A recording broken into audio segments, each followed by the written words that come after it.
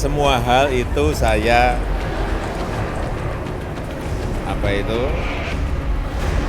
saya ketahui 100%.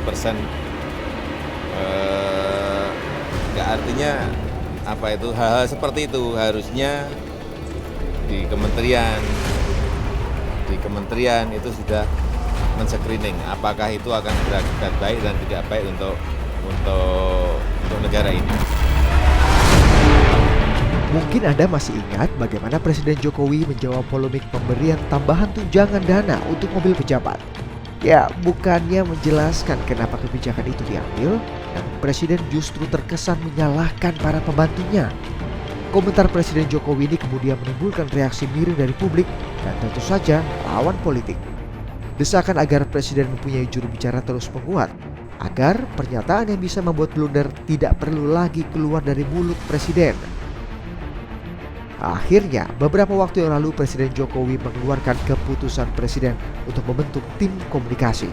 Tim ini beranggotakan 2 orang yang selama ini bekerja di lingkungan Istana Kepresidenan, yaitu Teten Masduki dan Soekardi Renakit. Saat ini Teten menjadi staf khusus Sekretaris Kabinet, sementara Soekardi selain menjadi salah seorang penulis pidato Presiden juga menjadi staf khusus Menteri Sekretaris Negara. Kendati tidak mempunyai latar belakang komunikasi atau public relation, namun tim ini diharapkan dapat memberikan masukan serta memecah kebuntuan komunikasi yang kerap dihadapi oleh Presiden, terutama terkait program atau kebijakan secara lebih rinci. Presiden sendiri menegaskan bahwa tim ini bukan bertugas sebagai juru bicara Presiden.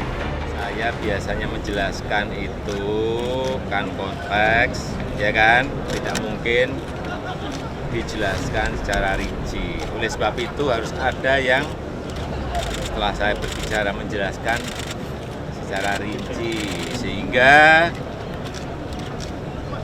dikau-dikau menjadi gamblang. Dibentuknya tim komunikasi Presiden ini diapresiasi oleh pakar komunikasi politik yang pernah menjabat sebagai ketua tim juru bicara Presiden, Wimar Witular. Meskipun sudah lebih terbuka dan mudah diakses oleh media, komunikasi Presiden Jokowi dinilai masih kurang berhasil. Penjelasan yang kurang gamblang dan lengkap membuat pernyataan yang rawan dipelintir. Wimar pun menyarankan agar Jokowi sebaiknya memilih seorang juru bicara yang bisa dipercaya dan mampu menerjemahkan pemikiran Presiden. Menyambut baik ada tim komunikasi, berarti sudah satu langkah ke arah kepresidenan yang modern, di mana Presiden berkomunikasi melalui melalui ahli-ahli, orang yang committed. Dan ini langkah yang pertama yang mudah-mudahan disusul dengan langkah berikutnya tanpa terjebak pada hal yang counterproduktif, tanpa masuk ke dalam pencitraan atau yang dikenal sebagai pencitraan dan sebagainya. Jadi harus masuk secara sensitif. Setiap pejabat publik memerlukan juru bicara. Karena tugas dari pejabat publik adalah bekerja, bukan bicara.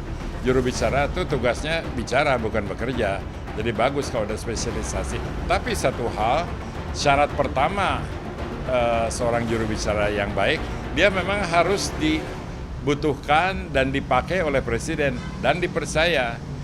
Waktu saya menjadi juru bicara Gus Dur, beliau sangat percaya pada saya. Karena itu saya bekerja tanpa ragu-ragu. Dalam setiap era kepresidenan memang terdapat sosok-sosok yang kerap tampil menjadi juru bicara Presiden, baik yang formal ataupun informal. Di era Presiden Soeharto kerap tampil sosok duo menteri Harmoko dan Murdiono. Di era Presiden Habibie ada Dewi Fortuna Anwar. Baru pada masa kepresidenan Gus Dur, tim juru bicara Presiden dilembagakan secara resmi dan dilanjutkan oleh Presiden Susilo Bambang Yudhoyono. Sudah menjadi kebiasaannya sejak menjadi Gubernur DKI, Presiden Jokowi selalu mudah jika ingin diwawancara oleh media. Alangkah baiknya jika keterbukaan seperti ini ditunjang dengan sebuah pernyataan Presiden yang tegas, gamblang, dan juga bernas agar wibawa kepresidenan bisa tetap dijaga. Budi Adiputro, Ari Gori, Jakarta.